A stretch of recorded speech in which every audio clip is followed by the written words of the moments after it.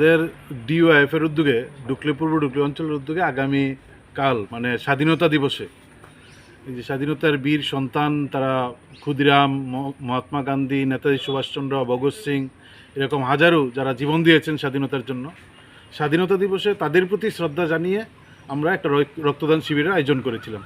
এবং রক্তদান শিবির এলাকায় কোথাও করার জায়গা নেই, ফলে আমাদের বাড়িতেই করার জন্য আমরা উদ্যোগ নিয়েছিলাম।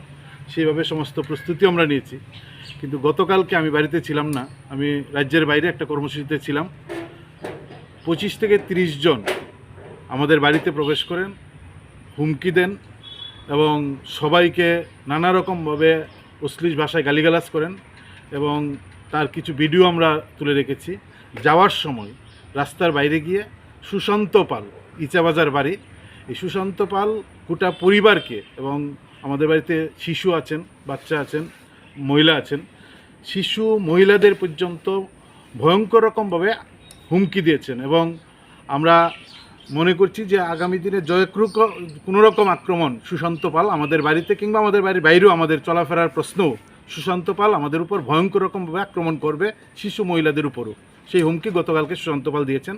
তার বাইরেও 25-30 জন বাড়িতে এসে এই হুমকি টুমকি দিয়েছেন এবং কোনোভাবেই রক্তদান শিবির করা যাবে না। যাই হোক, তারপর আমরা মনে করেছি স্বাধীনতার বীর সন্তানদের প্রতি শ্রদ্ধা জানাতে হুমকি উপেক্ষা করে রক্তদান শিবির করব। আজকে এই রক্তদানের একটা জায়গা করার জন্য একটা ডেকোরেটরকে খবর দিয়েছি, তিনি এসছেন। তার আগে 3-4 জন ডেকোরেটরকে খবর দিয়েছিলাম, প্রত্যেককে হুমকি দিয়েছেন, তারা কেউ কাজ করতে আসেননি। একজন আজকে দুপুরবেলা সাহস করে এসেছিলেন, সে গোটা কাজটা সম্পূর্ণ করার পর হঠাৎ করে বিজেপির মণ্ডল সভাপতির নেতৃত্বে আর ওই সুশান্ত পালের নেতৃত্বে, সুকান্ত পাল, ইচাবাজার বাড়ি, বাজারঘাট, তার নেতৃত্বে 25-30 জন আসেন এবং যারা কাজ করছিলেন শ্রমিক তাদেরকে ডেকে নেন, তাদের মারধর করেন, তাদের প্রথমে মোবাইল ছিনিয়ে নেন এবং তাদেরকে হুমকি দেন যদি 1 ঘন্টার মধ্যে এই ডেকোরেশন সমস্ত কাগজপত্র নিয়ে বাড়ি থেকে না বেরোয় তাহলে তাদের বাড়িঘর পুড়িয়ে দেবেন। হুমকি দিয়েছেন সুকান্ত পাল, যার বাড়ি ইচাবাজার 44 নং ওয়ার্ডের বাসিন্দা।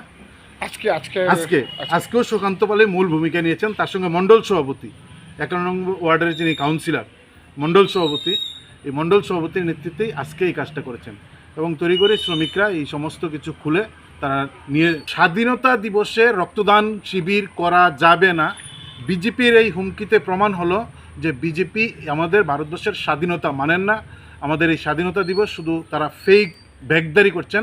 আসলে তারা দেশদ্রোহী না হলে, স্বাধীনতা বিরোধী না হলে কেউ স্বাধীনতা দিবসে বীর সন্তানদের প্রতি রক্তদান শিবির করার এরকম ন্যাক্কারজনক ঘটনা, রক্তদান শিবির হুমকি ধমকি দেখিয়ে, এবং আমাদের খুকন ঘোষ, আমাদের ডিএফের নেতা, আমাদের আরও কয়েকজন, তাদের প্রত্যেককে হুমকি দিয়েছেন এবং কয়েকজনকে বলেছেন যে তারা রক্তদান শিবির হলে আমাদের থেকে রক্ত নিয়ে বাজারে বিক্রি তারা ফেলবেন, রক্ত খোয়ার জন্য এসেছি আমরা, এরকমভাবে হুমকি দিয়ে তারা এই কাজটা পণ্ড করেছেন। এখন দেখা যাক, আমরা অপেক্ষা করব।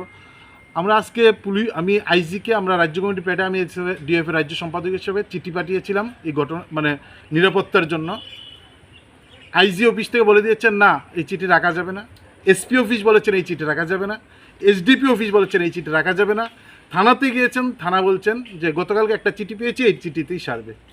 ফলে এই হচ্ছে অবস্থা। এবং আমরা মনে করছি যে ব্লাড ব্যাংকে যে রক্তের দালালি শুরু হয়েছে, এই রক্তদান শিবির বন্ধ করে দালালিটাকে সক্রিয় করতে বিজেপি সচেষ্ট।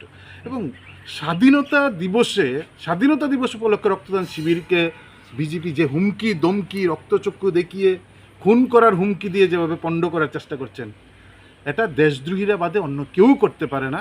এবং সরকারের উচিত, আমরা আগামীকাল স্বাধীনতা দিবস, নিশ্চয়ই তার পরের দিন আমরা রাজ্যের ডিজিকে বলবো, এই কাজ যারা করেছেন নামদাম দিয়ে বলবো, তাদের বিরুদ্ধে দেশদ্রোহিতা এবং দেশের স্বাধীনতা বিরোধী ষড়যন্ত্র করার জন্য তাদের বিরুদ্ধে মামলা করা উচিত। এই দাবিতে আমরা সরব হব।